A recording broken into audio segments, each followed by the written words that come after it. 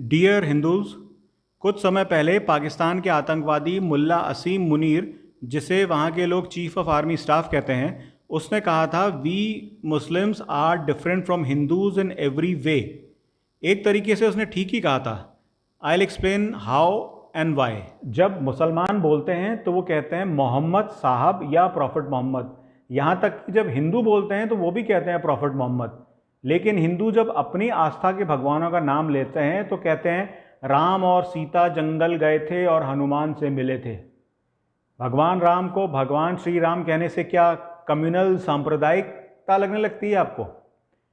सीता को देवी सीता कहने से क्या बहुत कंजर्वेटिव या आउटडेटेड सी फीलिंग आती है? हनुमान जी कह देने से क्या सेक्युलरिज्म खतरे में पड़ जाएगा? हम अपनी आस्था के आराध्य को सम्मान के साथ नहीं बुलाते हैं। क्यों? क्योंकि हम सेक्युलर हिंदू हैं और वो इस्लामिक मुसलमान हैं। ये है फ़र्क।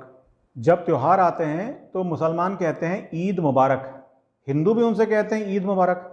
लेकिन जब हिंदू आस्था के त्यौहार आते हैं तो हिंदू कहते हैं happy Diwali, happy Holi, happy Sankranti, happy करवा चौथ, हैप्पी शिवरात्रि, हैप्पी वसंत पंचमी, सब कुछ हैप्पी। क्या शिवरात्रि पर भगवान शिव के नाम से शुभकामना नहीं दी जा सकती? क्या वसंत पंचमी पर देवी सरस्वती के नाम से शुभकामना नहीं दी जा सकती? बहुत सारे इंटेलेक्चुअल सेक्युलर हिंदूज होंगे जिन्हें पता भी नहीं होगा कि वसंत पंचमी देवी सरस्वती का जन्मदिन होता है। उन्हें लगता होगा oh this environment, mother earth का सीजन बदल रहा है ना, इसलिए अंग्रेजी में हैप्पी स्प्रिंग कहते हैं तो हिंदी में हैप्पी वसंत पंचमी कहते हैं। हम अपने संस्कृति और अपने त्योहारों को पहचानते नहीं, सम्मान नहीं करते हैं। क्यों? क्योंकि हम सेक्युलर इंटेलेक्चुअल लिबरल हिंदूज हैं और वो इस्लामिक मुसलमान हैं। ये है फ़र्क। स्कूल्स में गर्मी की छुट्टी होने वाली है। मैंने कुछ बच्चों से पूछा छुट्टी में क्या करने वाले हो? कह रहे हैं हम लोग इस बार हॉलीवुड जाएंगे, डिज्नीलैंड जाएंगे, स्विट्जरलैंड, जर्मनी जाएंगे। मैंने कहा बेटा कभी आसाम गए हो? कह रहे नहीं, आसाम में वो नॉर्थ ईस्ट में तो बहुत डिस्टर्बेंसेस हो रहे हैं। माँ बाप ने बच्चों को हॉलीवुड और डिज्नीलैंड का फ़र्क बताया है, लेकिन आसाम और मणिपुर का फ़र्क नहीं बताया है। लचित बोरफुकन कौन है? पता नहीं। आर्नोल्ड श्वार्ज़नेगर हॉलीवुड में मिलेगा। आसाम में लचित बोरफुकन एक हिंदू राजा थे। मणिपुर 1949 में उसका भारत में विलय हुआ था।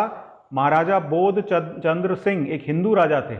उस समय हिंदूज की पॉपुलेशन ज़्यादा थी मणिपुर में। आज हिंदू और क्रिश्चियन बराबर हो गए। क्यों? ये शायद सेक्युलर हिंदूज को नहीं पता होगा, क्योंकि हम सेक्युलर हिंदूज हैं। आजकल हर कोई कश्मीर और कश्मीरियत की बात कर रहा है। ये कश्मीरियत क्या है?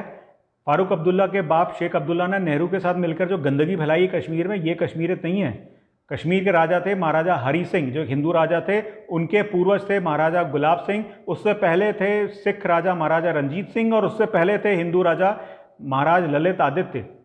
ये थी कश्मीरियत। और हाँ, महाराजा ललित आदित्य जब बूढ़े हो गए तो अपना राजपाट अपने वंशजों को देकर चुपचाप चले गए थे। वो फारूक अब्दुल्ला और नेहरू की तरह नहीं थे कि गद्दी पे हम ही बैठे रहेंगे और कश्मीरियत कश्मीरियत सुनाते रहेंगे। You don't need to be against Muslims, but you need to be Hindu first. We don't need liberal intellectual secular Hindus, we need Sanatani Hindus. जय श्री राम। इस बार गर्मी की छुट्टियों में अपने बच्चों को अमर चित्रकथा पढ़ा दीजिए। अगर उन्हें हिंदी समझ में नहीं आती है तो अंग्रेजी में ही पढ़ा दीजिए, या आसाम घुमा लाइए, या तमिलनाडु के मंदिर दिखा लाइए। वहाँ का चीफ मिनिस्टर MK स्टैलिन आपको मंदिर देखने से रोकेगा नहीं। आपको हिंदू बनने से कोई नहीं रोक सकता, अगर आपके अंदर इच्छा है। जय हिंद।